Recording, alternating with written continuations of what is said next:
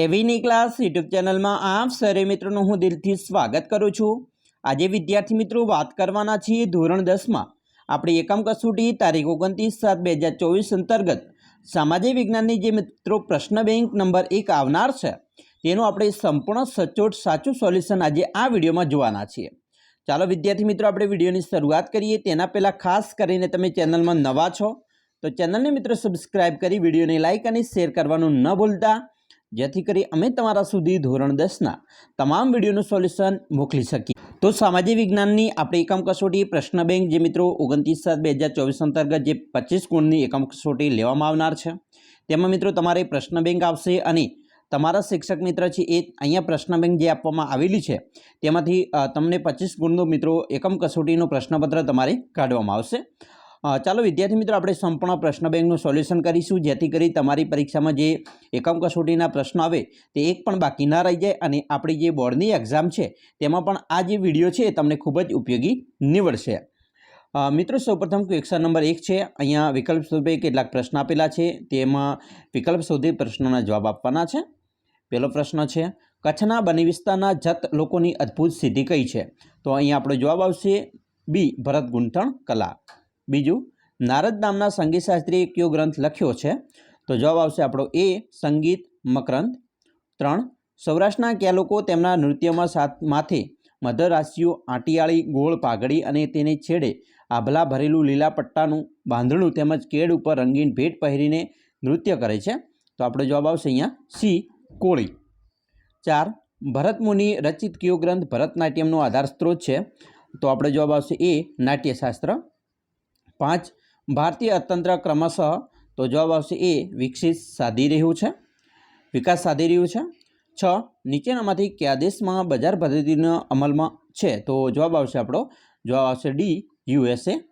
7, આ પદ્ધતિમાં ખાનગી વિભાગમાં ખેતી, વ્યાપાર, નાના વપરાશી માલના ઉદ્યોગો વગેરેની માલિકી વ્યક્તિગત કે ખાનગી હોય છે, જ્યારે ભારે ઉદ્યોગ, સંરક્ષણ સામગ્રીના કારખાના, રેલવે, વીજળી, રસ્તાઓ, સિંચાઈ વગેરે પાયાના ચાવીરૂપ ક્ષેત્રોની માલિકી રાજ્યની હોય છે। તો આ પદ્ધતિ કઈ છે? તો અહીંયા આપણો જવાબ આવશે સી, મિશ્ર અર્થતંત્રમાં। 8, મિશ્ર અર્થતંત્ર અપનાવનારા મુખ્ય દેશો કયા કયા છે? તો આપણો જવાબ આવશે બી, ફ્રાન્સ અને ભારત। 9, કઈ જમીનને કપાસની જમીન પણ કહે છે? તો આપણો જવાબ આવશે સી, કાળી। 10, આ જમીન રેતાળ અને ઓછી ફળદ્રુપ હોય છે, તેમાં દ્રાવ્ય ક્ષારોનું પ્રમાણ વધારે હોય છે, તો તે જમીન કઈ? તો આપણો જવાબ છે એ, રણ પ્રકારની। 11, જમીન, મકાન વગેરે માલિકીની દ્રષ્ટિએ કેવું સંસાધન કહેવાય? તો આપણો જવાબ આવશે બી, વ્યક્તિગત સંસાધન। 12, જે જમીન તળમાં નીચેની તરફ જતાં ભૂરા કે લાલ રંગમાં ફેરવાય છે તો તે જમીન કઈ? તો જવાબ આવશે ડી, જંગલ પ્રકારની। 13, દાદા હરીની વાવ ક્યાં આવેલી છે? તો જવાબ આવશે બી, અમદાવાદમાં। 14, હડપ્પીય સંસ્કૃતિમાં મળી આવેલ મોહેંજો-દડો નગર ભારતના પ્રાચીન ઇતિહાસ પર ખૂબ પ્રકાશ પાડે છે, તો નીચે આપેલા 4 વિકલ્પમાંથી કયો વિકલ્પ આ સંસ્કૃતિમાં સૌથી વિશિષ્ટ લક્ષણો દર્શાવે છે? તો આપણો જવાબ આવશે એ, સુવિધાજનક રસ્તાઓ, નગર આયોજન અને ગટર યોજના। 15, સ્તંભલેખો કઈ લિપિમાં કોતરાયેલા છે? તો જવાબ આવશે સી, બ્રાહ્મી। 16, રાજસ્થાનના દેલવાડાના જૈન મંદિરો ગુજરાતના કયા શાસકોના સમયમાં બંધાયેલા છે? જવાબ આવશે બી, સોલંકી શાસકો। 17, વિશ્વમાં ભારત વિસ્તારની દ્રષ્ટિએ કેટલામું સ્થાન ધરાવે છે? તો આપણો જવાબ આવશે ડી, 7મું। 18, ભારતની રાષ્ટ્રમુદ્રામાં કયા પ્રાણીની આકૃતિ છે? તો આપણો જવાબ આવશે સી, સિંહની। 19, ભારતના પ્રત્યેક નાગરિકની પવિત્ર અને પ્રાથમિક ફરજ છે? જવાબ આવશે બી, આપણા પ્રાચીન સ્મારકો, ઐતિહાસિક સ્થળો અને મહત્વ ધરાવતા સ્થળોનું રક્ષણ કરવું। 20, ભારતીય સંસ્કૃતિ કઈ નદીઓને કિનારે વિકસી હતી? જવાબ આવશે સી, સિંધુ અને રાવી। હવે ક્વેશ્ચન 2, સાચા જોડકા બનાવો। અહીંયા મિત્રો વિભાગ એ છે, તેમાં પહેલું છે પર્વતીય જમીન, તો એમાં જવાબ આવશે બી, હિમાલયની ખીણો અને ઢોળાવોના ક્ષેત્રો। બીજું છે જંગલ પ્રકારની જમીન, તો એમાં આપણો જવાબ આવશે એ, હિમાલય, સહ્યાદ્રી અને પૂર્વઘાટ। ત્રીજું છે દલદલ કે પીઠ પ્રકારની જમીન, તો આપણો જવાબ આવશે ડી, ઓડિશા, પશ્ચિમ બંગાળ, તમિલનાડુના કિનારાના ભાગો। બીજું જોડકું છે મિત્રો, અહીંયા જે છે એ જોડકા તમને કોઈ પણ એક પૂછવામાં આવશે, પરંતુ આપણે જેટલા પણ પ્રશ્ન બેંકમાં જોડકા છે એ તમામ જોઈ લઈશું, જેથી કરી આપણે મિત્રો કોઈ પણ પ્રકારનો પ્રશ્ન પૂછાય તો આપણો જવાબ છે ખોટો ન પડવો જોઈએ અને તમારી જે તૈયારી છે પણ કમ્પ્લીટ પાવરફુલ થઈ જશે, જે તમારી બોર્ડની પરીક્ષામાં પણ તમને ખૂબ જ ઉપયોગી નીવડશે. ચાલો, પહેલું છે જંગલ પ્રકારની જમીન. તો આપણે જોવા આવશે હિમાલય, સહ્યાદ્રી અને પૂર્વ ઘાટની જમીન કહેવાય. દલદલ કે પીઠ પ્રકારની જમીન, તો અહીંયા આપણો જવાબ છે ઓડિશા, પશ્ચિમ બંગાળ અને તમિલનાડુના કિનારાના ભાગો. અને ત્રીજું છે રણ પ્રકારની જમીન, તો અહીંયા આપણો જવાબ આવશે એ રાજસ્થાન, હરિયાણા, કચ્છની જમીન. ત્રીજું છે જોડકું ઓક્સિજન, નાઇટ્રોજન, તો જવાબ આવશે આપણે સર્વસુલભ સંસાધન કહેવાય. બીજું છે ભૂમિ, જળ અને ગોચર, તો એ સામાન્ય સુલભ સંસાધન. અને ત્રીજું કોલસો, પેટ્રોલિયમ અને તાંબુ, તો આપણો જવાબ આવશે સામાન્ય સુલભ સંસાધન. ચાલો, ચોથું જોડકું છે આર્યો, તો એમાં આવશે પ્રકૃતિ પ્રેમી હતા. મોંગોલોઇડ, તો એમાં આપણો જવાબ આવશે કિરાત. અને નેગ્રીટો, તો ત્યાં આપણો જવાબ આવશે ભારતના સૌથી પ્રાચીન નિવાસીઓ. પાંચમું જોડકું છે નદી, તો નદીમાં આવશે લોકમાતા છે, એશિયાઈ સિંહો, તેમાં ગીરના જંગલો અને રણછોડરાયજી મંદિર, જવાબ આવશે ખેડા જિલ્લો. છઠ્ઠું છે ધોળકા, તો અહીંયા મિત્રો જવાબ આવશે વોંઢાનો મેળો. આહવા, તો ડાંગ દરબારનો મેળો. અને અંબાજી, તો ભાદરવી પૂનમનો મેળો.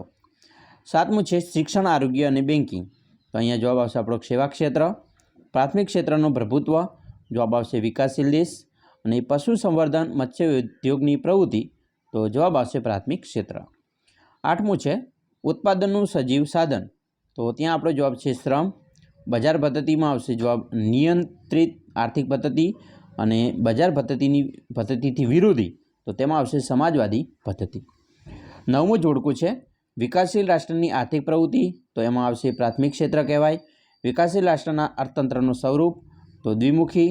કાચી ધાતુઓનું ખોદકામ, તો નીચું જીવન ધોરણ. 10 જરીકામ, તો એમાં મિત્રો આપણો જવાબ આવશે સુરતમાં જરીકામ થાય. જળતર કામ, તો બિકાનેર. અને અકીકનું કામ, તો અહીંયા આવશે ખંભાત. 11મું છે અકીક કામ, તો અહીંયા મિત્રો આપણો જવાબ આવશે ખંભાત. લાકડાના હિંચકા, તો મિત્રો અહીંયા લાકડાના હિંચકા છે એમાં આવશે સંખેડા. અને જરીકામ, તો તેમાં આવશે સુરત. 12મું જોડકું છે ગુરુ પ્રહલાદ શર્મા, તો આપણો જવાબ આવશે કુચીપુડી. કવિશ્રી વલ્લભ ધોળ, તો જવાબ આવશે કથકલી. પંડિત શ્રી બિરજુ મહારાજ, તો જવાબ આવશે કથક. એના પછી મિત્રો નેક્સ્ટ જોડકું છે મંદિરનું પ્રવેશદ્વાર, તેને ગોપુરમ કહેવાય. ભગવાન બુદ્ધની તામ્ર મૂર્તિઓ, નાલંદા સુલતાનગંજ. વેંકટ પેરુમલ મંદિર, તો રથ મંદિર. 14મું જોડકું છે પ્રાચીન ભારતનું સમૃદ્ધ બંદર, તો જવાબ આવશે મિત્રો બી લોથલ. સાંચીનો સ્તૂપ, આપણો જવાબ આવશે એ મધ્યપ્રદેશ. હડપ્પાનું સમકાલીન પ્રાચીન નગર, તો જવાબ આવશે ડી ધોળાવીરા. હવે 15મું જોડકું છે સાંચીનો સ્તૂપ, તો અહીંયા આપણો જવાબ આવશે બી મધ્યપ્રદેશમાં આવેલ છે. હડપ્પાનું સમકાલીન પ્રાચીન નગર, જવાબ આવશે સી લોથલ. સિંધુ ખીણની સંસ્કૃતિ, જવાબ આવશે એ હડપ્પીય સંસ્કૃતિ. હવે ચાલો આપણે ખરા ખોટા જોઈશું, જેની અંદર પહેલું છે દાઢીવાળા પુરુષનું શિલ્પ એક સિંધુ ખીણની સંસ્કૃતિનો એક પુરાતન અવશેષ છે, તો આ જવાબ આપણો સાચો છે. બીજું, ભારત વિશ્વમાં વિસ્તારની દ્રષ્ટિએ 7મો ક્રમ છે, તો આ વિધાન પણ સાચું છે. ત્રીજું, ઓસ્ટ્રેલોઇડ લોકો વર્ણે શ્યામ, લાંબુ અને પહોળું માથું, ટૂંકું કદ અને ચપટું નાક ધરાવતા હતા, તો આ વિધાન પણ સાચું છે. 4, ભારતની આર્ય સભ્યતાના નિર્માતાઓનું નોર્ડિક લોકો હતા, તો આ વિધાન પણ સાચું છે. 5, તાના અને રીરી ગુજરાતની સંગીત બેલડી હતી, આ વિધાન પણ સાચું છે. 6, પાટણની બનારસી સાડીઓ બનાવનારો હુનર આશરે 850 વર્ષ કરતાં પણ પ્રાચીન હોવાનું જણાય છે, આ વિધાન મિત્રો ખોટું છે, કારણ કે અહીંયા બનારસી સાડી નહીં આવે, પાટણનું પટોળું આવશે. 7, વિશ્વ યોગ દિવસ 21 એપ્રિલ ઉજવવામાં આવે છે, આ વિધાન ખોટું છે, કારણ કે 21 જૂન નહીં આવે, 21 એપ્રિલ નહીં પરંતુ 21 જૂન આવશે. 8, ચિત્રકલાનું સ્થાન વિવિધ કલાઓમાં અગ્રીમ સ્થાન છે, તો આ વિધાન સાચું છે. 9, ગરીબી એ વિકસિત રાષ્ટ્રનું લક્ષણ છે, તો આ વિધાન ખોટું છે. 10, બજાર પદ્ધતિમાં વ્યક્તિનું આર્થિક સ્વાતંત્ર્યતા જળવાતું નથી, તો આ વિધાન પણ ખોટું છે. 11, માતા પોતાના બાળકને ઉછેર એ આર્થિક પ્રવૃત્તિ કહેવાય, તો આ વિધાન પણ ખોટું છે. 12, વિકાસશીલ રાષ્ટ્રોમાં વસ્તી વધારો જોવા મળે છે, તો આ વિધાન સાચું છે. 13, કાળી જમીનમાં લોહ, ચૂનો, પોટાશ, એલ્યુમિનિયમ અને મેગ્નેશિયમ કાર્બોનેટનું પ્રમાણ વધુ હોય છે, આ વિધાન સાચું છે. 14મું છે લેટરાઇટ કે પડખાઉ જમીનનો લાલ રંગ લાલ માટીના કારણે હોય છે, તો આ વિધાન ખોટું છે. 15, દલદલ કે પીઠ પ્રકારની જમીન ભેજવાળા વિસ્તારમાં લાવાઇક પદાર્થોના સંચયથી વિકસે છે, આ વિધાન સાચું છે. 16 પર્વતીય જમીનનું સ્તર પાતળું અને અપરિપક્વ હોય છે તો આ વિધાન સાચું છે. 17 કાંચીનું કૈલાસનાથનું અને વેંકટ પેરુમલનું મંદિર કલા સ્થાપત્યનું શ્રેષ્ઠ ઉદાહરણ છે. આ વિધાન પણ સાચું છે. 18 જોનપુરમાં તુર્કી સુલતાનોએ અટ્ટાલા મસ્જિદ બંધાવી હતી. આ વિધાન સાચું છે. 19 નાલંદા સુલતાનગંજની ભગવાન મહાવીરની તામ્ર મૂર્તિઓ શિલ્પકલા ક્ષેત્રે અત્યંત પ્રસિદ્ધ છે. આ વિધાન ખોટું છે. 20 સંસ્કૃત ભાષામાં સ્થાપત્ય માટે સ્થપતિ શબ્દ વપરાય છે તો આ વિધાન પણ સાચું છે. હવે આપણે વિદ્યાર્થી મિત્રો ખાલીજગ્યા જોઈ લઈશું ફટાફટ. ચાલો, પહેલું છે જમીનનું નિર્માણ મૂળ ખડકોના ખાલીજગ્યાથી મળતા પદાર્થોથી થાય છે તો આપણે જવાબ ડાયરેક્ટ જોઈશું ખવાણ અને ધોવાણ. બીજું લશ્કર, આંતરરાષ્ટ્રીય વ્યાપાર વગેરે ખાલીજગ્યા સંસાધન છે તો એ રાષ્ટ્રીય સંસાધન કહેવાય. ત્રીજું ખાલીજગ્યા જમીનમાં પોટાશ, ફોસ્ફરિક એસિડ અને ચૂનાનું પ્રમાણ વધુ જોવા મળે છે તો જવાબ આવશે કાપની જમીનમાં. 4 ખાલીજગ્યા જમીનમાં દ્રાવ્ય ક્ષારોનું પ્રમાણ વધારે હોય છે તો રણ પ્રકારની જમીનમાં. 5 ખાલીજગ્યામાં વહાણ લંગારવા માટે ધક્કો બાંધવામાં આવતો હતો તો લોથલમાં. 6 નટરાજની ખાલીજગ્યાની તાત્કાલિક મૂર્તિકલાનું ઉત્તમ ઉદાહરણ છે. જવાબ આવશે કાંસ્ય પ્રતિમા. 7 મસ્જિદના સ્તંભોવાળા ઓરડાને ખાલીજગ્યા કહેવાય તેને લીવાન કહેવાય. 8 ઈસવીસન ખાલીજગ્યામાં મોહેંજો-દડો ખાતે ખોદકામ દરમિયાન વિશાળ એવી નગર સભ્યતાના અવશેષો મળી આવ્યા છે. જવાબ આવશે 1922. 9 ઢાકાની સાડી ખાલીજગ્યામાંથી પસાર થઈ જતી હતી તો વીંટીમાંથી. 10 ગુજરાતના ખાલીજગ્યા જેતપુર, ભુજ તો અહીંયા મિત્રો જામનગર આવશે, બરાબર. ભુજ અને માંડવી સહિતના વિસ્તારો બાંધણી અને તેના પરની મનોહર ડિઝાઇનો માટે જાણીતી છે. 11 યુદ્ધોમાં વપરાતી ખાલીજગ્યામાં પણ પ્રાણીઓના ચામડાનો ઉપયોગ થતો હતો તો આવશે મિત્રો ઢાલમાં. એના પછી 12 બૈજુ બાવરા અને તાનસેન સ્વામી ખાલીજગ્યાના શિષ્યો હતા તો મિત્રો જવાબ આવશે અહીંયા રામદાસના. 13 ખાલીજગ્યામાં મિશ્ર આર્થિક પદ્ધતિ પ્રવર્તે છે તો આપણો જવાબ આવશે ભારતમાં. 14 નાના અને મોટા પાયાના ઉદ્યોગો, બાંધકામ વગેરે પ્રવૃત્તિઓનો સમાવેશ અર્થતંત્રના ખાલીજગ્યા વિભાગમાં કરવામાં આવે છે તો જવાબ આવશે માધ્યમિક. 15 ખાલીજગ્યાને નિયંત્રિત આર્થિક પદ્ધતિ પણ કહેવાય તો બજાર પદ્ધતિ. 16 વ્યાપાર, સંદેશાવ્યવહાર, હવાઈ અને દરિયાઈ માર્ગો, શિક્ષણ, આરોગ્ય, બેન્કિંગ તેમજ વીમા કંપનીઓ, પ્રવાસ અને મનોરંજન વગેરે પ્રવૃત્તિઓનો સમાવેશ અર્થતંત્રના ખાલીજગ્યા વિભાગમાં કરવામાં આવે છે. જવાબ આવશે સેવા ક્ષેત્ર. 17 મોઢેરાનું ખાલીજગ્યા ઐતિહાસિક મહત્વ ધરાવતું જોવાલાયક સ્થળ છે. જવાબ આવશે સૂર્ય મંદિર. 18 ખાલીજગ્યાનો મેળો ઉનાવા એટલે કે મહેસાણામાં રજબ માસની તારીખ 16 થી 22 દરમિયાન ભરાય છે તો જવાબ આવશે આપણો મીરા દાતાર. 19 ખાલીજગ્યાની ગુફાઓનું નિર્માણ રાષ્ટ્રકૂટ રાજાઓના સમયમાં થયેલ છે. ઇલોરા. 20 હિમાલયમાં ખાલીજગ્યાના જંગલો આવેલા છે તો મિત્રો આવશે જવાબ આપણો તરાઈના જંગલો.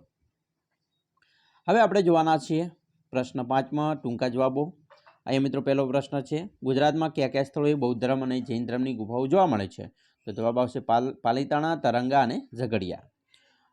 2 સાંસ્કૃતિક વારસો એટલે શું તો આપણા પૂર્વજો તરફથી મળેલી અમૂલ્ય ભેટને સાંસ્કૃતિક વારસો કહે છે. 3 આર્ય પ્રજા અન્ય કયા નામે ઓળખાય છે તો જવાબ આવશે નોર્ડિક.